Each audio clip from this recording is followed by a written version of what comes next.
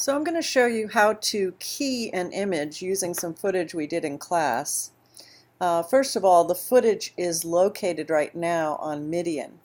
So if you go into storage on Midian and look at courses, art courses, digital imaging, green screen folding machine, you should drag that right away from Midian to your movies folder so that you are working on a copy of it and not on the original on Midian. So actually, here's how I would download it. I'd go to courses, art courses, digital imaging, green screen folding machine, and drag it right to the movies folder. And when it comes up, you have a Premiere folder. I would put it in there and let it transfer before I start editing. This is 2.57 gigabytes. It says it's going to take 4 minutes, so I'm going to pause for a minute and come back. So now that you've downloaded the footage from Midian or whatever other footage you have, you can import it.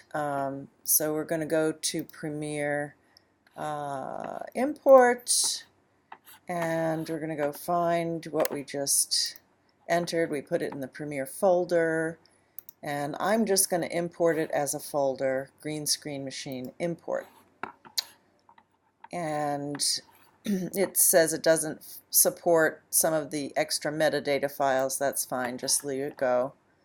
And we are going to double click and bring it up in the source window. Maybe I'll try this one first. Oh, I have no idea why. There we go. Okay. So here's our first clip. And all we have to do is drag it down to the timeline, and it's going to create a timeline, as you know, that matches our desire. And it matches all the clip information. Now what we're going to do is, because we want to put something behind the green, we're going to drag the video track up. And if we want to keep it from moving around, we can hold the Shift key, but we can also look at the numbers and see if it's all zeros, that means it hasn't shifted left or right at all. So now we can click off that clip, and the timeline is not going to move around. And let's import something else that we can put underneath. I'm going to import one of our play clips, or let's see, I'll import this one that we used for color correction. And then I'm going to drag that clip below. Actually, first I'm going to put it above because I don't want to get rid of the audio yet. And then when I click off, I can just unlink the clips and drag just the video down. And now as I move around in this clip, I can just find a place where I show a lot of green and position my clip below the clip I want to show in the green, below that area. Then I'm going to go to the clip with the green, and I'm going to double click it, bring it up in the source window, go to Effects, Video Effects, Keying, Ultra Key, and then I am going to go to Effect Controls and drag Ultra Key in there. Now with this keyer, I need to find the color that I want to key out. Right now it's black, but if I use the eyedropper and drag over to the image and click on a medium green tone, not the darkest, not the lightest. Click on it, and what happens is it basically clears all that information. That becomes transparent, and you can see it here. If I want to see in a graphic way how much of the image is being cut out, I can change it from composite image, which is the actual footage, to alpha channel. And there I can see that the white area in the background, which I want to have be completely opaque, is a little bit transparent. So I'm going to go to my matte generation, and and matte cleanup, we'll look at all of these. I can try and play with the transparency, right? I don't want it to be, the original was like this. I'm going to pull it to the left a little bit, and now those areas that are white are solid. I can also double check the highlight and shadow of the green, pull that a little bit to the left. And so these areas, highlight and shadow, are on the green itself.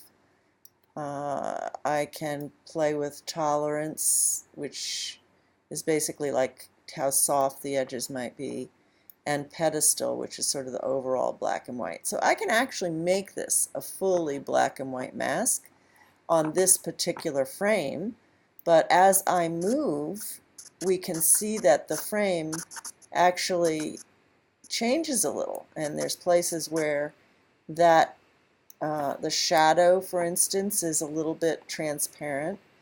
Now that may be perfectly fine, and what you need to do is go back and forth between seeing it as an alpha channel and as a composite, so that you know how you want your setting to be, and you may even need to keyframe it to be as accurate as possible. You also may want to soften the edge a little bit, I don't know, or choke or pull in the edge a little bit. You can see that changing. We can play with contrast, and again, you can do all of this going back and forth between the alpha channel and the composite itself. Spill suppression is very important when you have green reflection falling on an object, either the floor or the skin of someone. So you might want to check that, but in this case I don't think it's going to be an issue. I can see that there are some reflections right here on this person's skirt, but I'm not going to worry too much about that. I'm just going to hope that this is okay.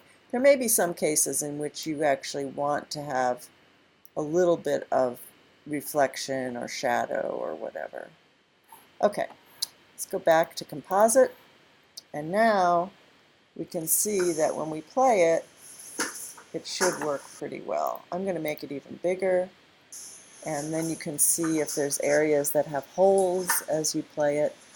I think there might be some holes if it reflects too much. Ah, yes. We could see actually the green in Amy's dress became a hole. So it may be more difficult with some outfits than others also. Yeah, we can see here that is just not going to work. So you have to figure that out, and it's not always possible to do everything.